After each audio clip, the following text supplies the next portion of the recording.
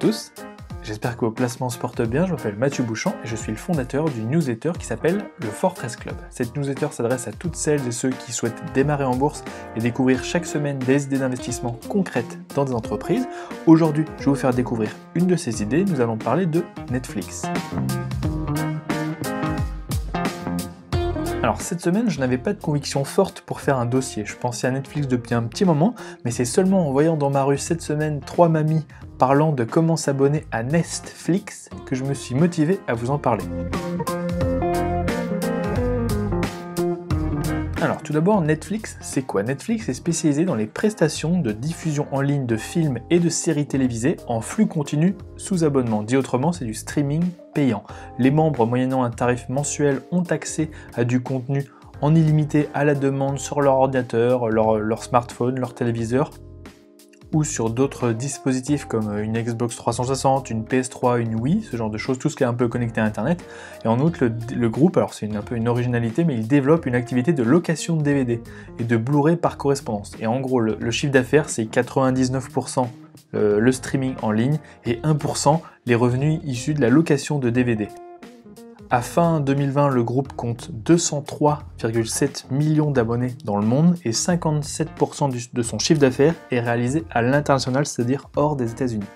Donc ce qu'il faut retenir juste d'entrée de jeu, c'est que c'est une entreprise de streaming vidéo. Tous ses revenus, 99%, viennent du streaming vidéo en ligne et donc je ne vais pas aborder son business de location de DVD. Alors, est-ce que Netflix est une bonne entreprise? Alors, pour la petite histoire, vous le savez peut-être déjà, mais Netflix a été créé en 1997. À l'origine, c'était une entreprise de location de DVD par correspondance, qui a par la suite pivoté en 2007 pour devenir une entreprise de streaming. Netflix est devenu international en 2010 et a créé sa première série originale en 2013. Et depuis 2016, Netflix est disponible partout dans le monde, sauf en Chine. L'objectif de l'entreprise. Alors, Netflix a la conviction que le streaming va remplacer les chaînes de télévision et veut rester le leader dans ce domaine. Leur conviction, c'est que les gens aiment les émissions télévisées, mais pas la télévision linéaire, avec des programmes à des heures précises, etc. Pour eux, le streaming qui est à la demande et personnalisé doit remplacer les chaînes de télévision. Les changements de cette magnitude sont rares dans l'histoire des technologies. Il y a eu le passage de la radio à la télévision dans les années 50. Depuis les années 2000, c'est le streaming qui est en train de prendre la place de la télévision traditionnelle grâce à la flexibilité qu'offre Internet.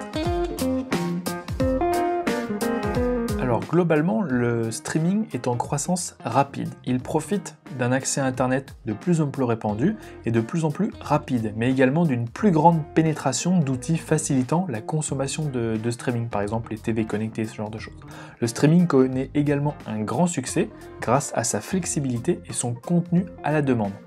Les utilisateurs peuvent regarder ces programmes quand ils le souhaitent, d'où ils le souhaitent. Et donc ce qu'il faut retenir, c'est qu'il est donc plutôt évident que Netflix est dans un secteur d'avenir. L'avenir, c'est le streaming, c'est le à la demande et le personnalisé. C'est un secteur qui va continuer de prendre de plus en plus de place dans nos vies, d'autant que démographiquement, les jeunes générations sont très friandes de ce genre de service versus les moins jeunes générations. Sur la concurrence, alors Netflix est historiquement en concurrence contre la télévision. Je parle ici des chaînes de télévision classiques et de leurs services de streaming.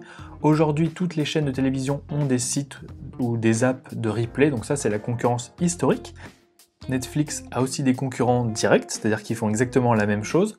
Je parle ici de toutes les plateformes de streaming qui fonctionnent sur le même modèle. Netflix reste pour le moment le leader incontesté, mais le secteur s'est étoffé récemment, notamment avec l'arrivée de Disney+, Warner Media, Discovery, etc. Netflix s'attendait à cette montée de la concurrence, c'est pour cette raison qu'ils ont bridé leur rentabilité pour investir et diversifier encore plus leur contenu. Dans l'article, vous verrez au passage, il y a un petit schéma, c'est tous les concurrents de Netflix au niveau mondial. Donc il y a certains concurrents que vous connaissez, qui sont les concurrents américains, européens, alors il n'y en a pas tellement en Europe, mais au moins américains, et vous aurez quelques noms qui vous disent rien, et pourtant ils ont 120 millions d'abonnés, par exemple Tencent Video ou iQiwi, ça c'est des grands leaders chinois présents uniquement en Chine. Dernier point sur la concurrence, alors en réalité, Netflix est aussi en concurrence contre tous les loisirs qu'on peut faire sur son temps libre. Ça peut être la télévision, bien sûr, mais ça peut aussi être regarder un DVD, un match de foot, lire un livre, jouer à un jeu vidéo, surfer sur internet, sortir avec des amis, etc. Donc à ce titre, Netflix prend une petite part de votre temps de loisir et de votre argent et espère, grâce à son contenu de qualité, prendre une part plus importante de ce gâteau à l'avenir. L'autre point qui est important, c'est comment Netflix se différencie. Alors principalement grâce à son contenu. Netflix fait tout pour avoir du contenu exclusif et différenciant. C'est pour cette raison que Netflix doit investir sans cesse dans la production ou l'achat sous licence de contenu. Cependant, en fait, malgré du contenu dans tous les genres et pour tous les publics, les contenus ne sont pas forcément comparables. Vous pouvez faire 50 films de science-fiction dans l'espace, rien ne remplacera Star Wars. Et donc il est fort probable que dans le futur, les consommateurs ne soient pas abonnés à un seul et même service, mais à plusieurs en même temps, qui seraient complémentaires. Aujourd'hui, on peut dire que Netflix a une longueur d'avance d'un point de vue contenu, mais qu'il existe des concurrents très sérieux, je pense surtout à Disney. Et donc pour garder cette avance, le groupe doit sortir continuellement du bon contenu qui va retenir ses abonnés et attirer des non-abonnés. Comme vous pouvez le voir dans le petit schéma que j'ai mis pareil dans l'article, Netflix arrive pour le moment à produire beaucoup de séries qui marchent et qui font bien parler de Netflix en bien. Et pour vous donner un ordre d'idée, lors de sa dernière publication, Netflix a déclaré être en post-production, c'est-à-dire la dernière étape avant la sortie du film, sur près de 500 titres, c'est-à-dire épisodes de séries ou films, et a prévu de publier un nouveau film fait maison par semaine en 2021. Moi je trouve ça juste quand même énorme. Dernier point sur la technologie, alors le groupe continue d'investir massivement en recherche-développement, année après année. Au passage ici c'est tous les investissements hors contenu. Cela veut dire que malgré sa position de leader, le groupe cherche toujours à innover et à rendre son produit meilleur. C'est un signe que le groupe ne relâche pas la garde et qu'il veut, pour moi, continuer de mener la course en tête dans son secteur du streaming. Au passage, je vous conseille de faire un tour sur le site investisseur de Netflix, vous avez le lien dans l'article mais vous le trouvez facilement sur internet car il est super bien fait. C'est sans doute pour moi un autre signe qu'ils ont le souci du détail partout dans tout ce qu'ils font. Et je trouve ça plutôt un bon signe.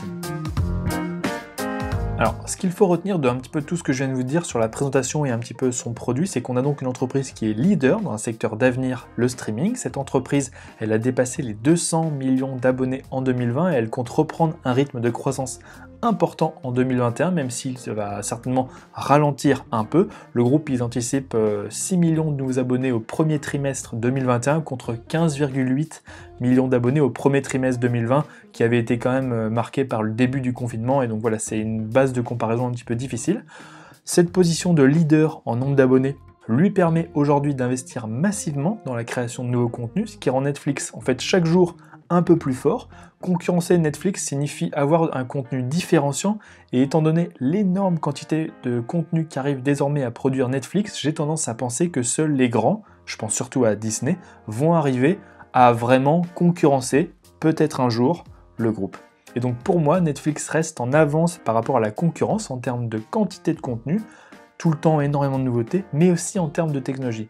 Et donc ce qu'il faut retenir, c'est plus Netflix aura d'abonnés, plus le groupe pourra investir dans de nouveaux contenus et plus il sera dur de le concurrencer. Alors sur la direction, j'ai pas de gros points à soulever, le groupe il est toujours dirigé par son fondateur, Reed Hastings, c'est un nom quand même à connaître, qui détient encore 1,1% de l'entreprise. Le PDG il a que 60 ans, mais il semble déjà partager le pouvoir avec un co-CEO depuis peu. Et donc j'ai donc plutôt un a priori positif ici de voir le fondateur qui est toujours aux manettes, mais qui partage le pouvoir et qui s'entoure de gens brillants. Ça, c'est plutôt un bon signe en termes de transition. Si jamais il lui arrive quelque chose, il se repose sur une équipe qui a l'air pas mal. Sur l'actionnariat, donc mis à part le CEO qui détient 1,1% du capital, il n'y a pas d'actionnaire de référence, donc j'ai pas de points spécifiques à soulever ici. Alors, sur le chiffre d'affaires et les bénéfices, les résultats du groupe, ils ont fortement augmenté ces dernières années. En 2020, la croissance du chiffre d'affaires du groupe a été de plus 24% par rapport à 2019, tandis que le bénéfice d'exploitation, ce qu'ils appellent operating income dans leurs résultats, a augmenté de 76%. Alors ce qu'il faut retenir, c'est que pour moi, ça c'est une illustration de plus l'entreprise accroît ses ventes, plus elle devient rentable. Et ce, malgré le fait d'investir toujours plus en absolu dans de nouveaux contenus. L'autre point qui est primordial chez Netflix, c'est la gestion des marges. C'est un peu le nerf de la guerre dans ce type de business. L'objectif de Netflix, c'est d'accroître continuellement ses marges sur les prochaines années. Sa marge d'exploitation, elle était de 7% en 2017, 10% en 2018, 13% en 2019 et 18% en 2020. Et Netflix espère atteindre les 20% en 2021. Après 2021, le groupe espère toujours continuer d'augmenter ses marges d'en moyenne 300 points de base, c'est-à-dire 0,30% par an. Et Netflix le répète souvent, ils ne sont pas pressés d'augmenter leurs marges car ils veulent continuer d'investir massivement dans de nouveaux contenus pour rester le leader au niveau mondial. Un point important à comprendre sur Netflix, c'est que la gestion des marges, elle est pilotée.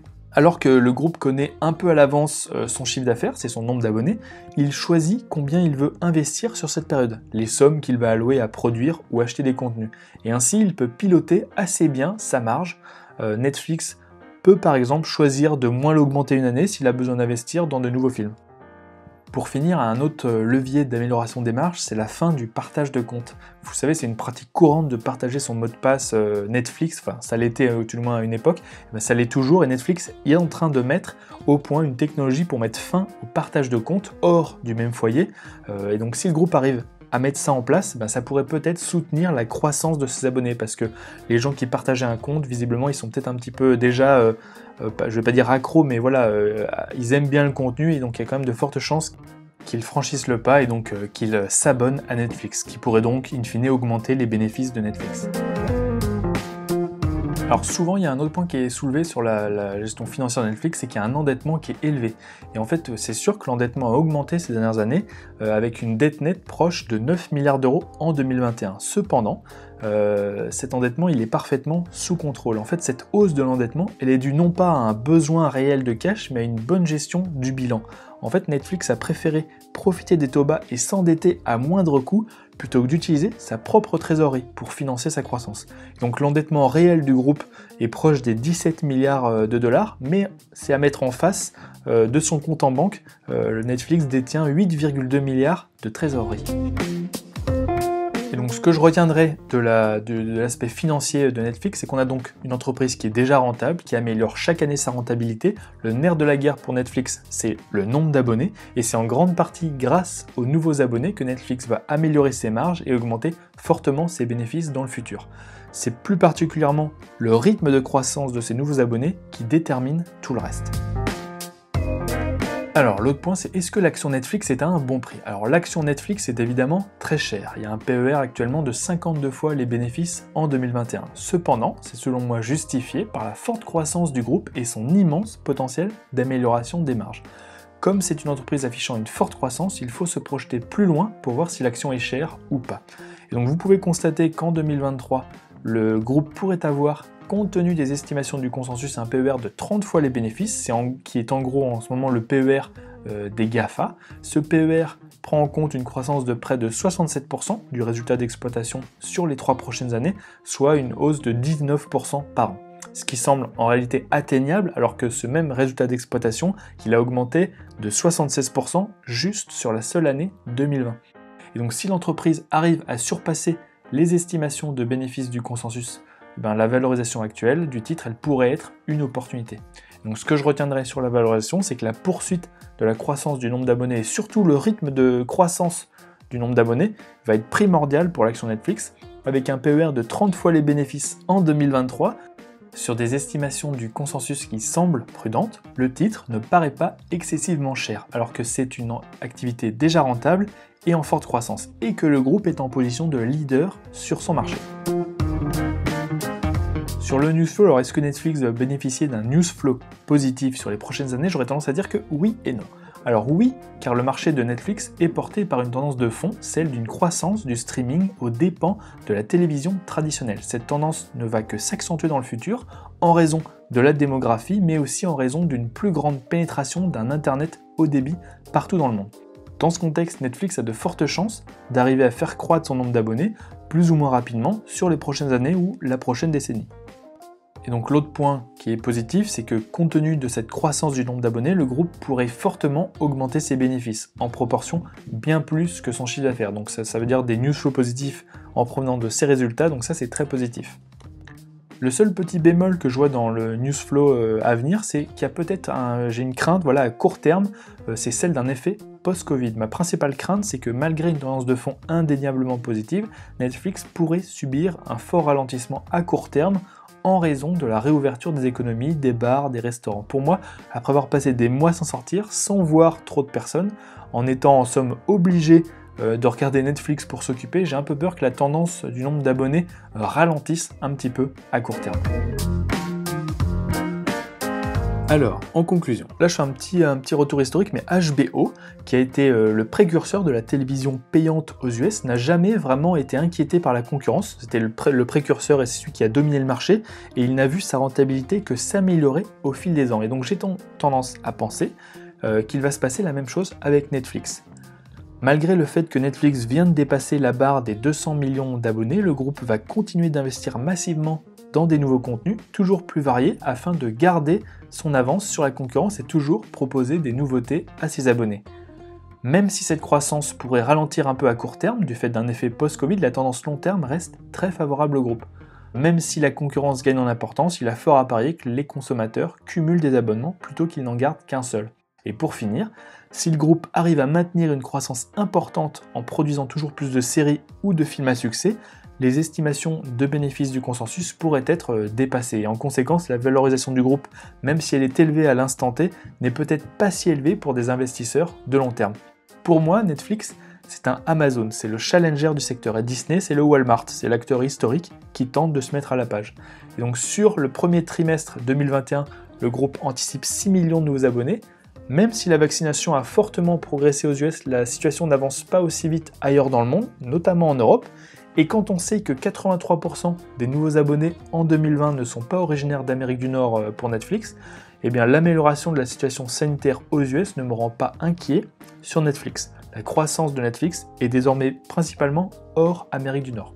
Et donc, j'ai tendance à penser que Netflix va conforter sa place de leader incontesté du marché du streaming vidéo payant et pourrait profiter d'économies d'échelle importantes, ce qui pourrait faire augmenter de manière, j'allais presque dire exponentielle, je vais me contenter de importante, ses bénéfices.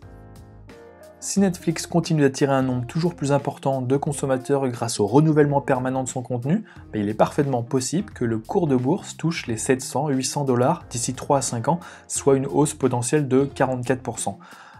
D'autant que de nombreux brokers réputés ont des objectifs de cours importants. Morgan Stanley, ils sont à 700$, Barclays 650$, Deutsche Bank 600, JP Morgan 685. Ces 750$ que je vous ai donné, la moyenne entre 700 et 800, qui correspondent à un doublement du bénéfice par action d'ici 2023, avec un PER de 40, ce qui semble atteignable.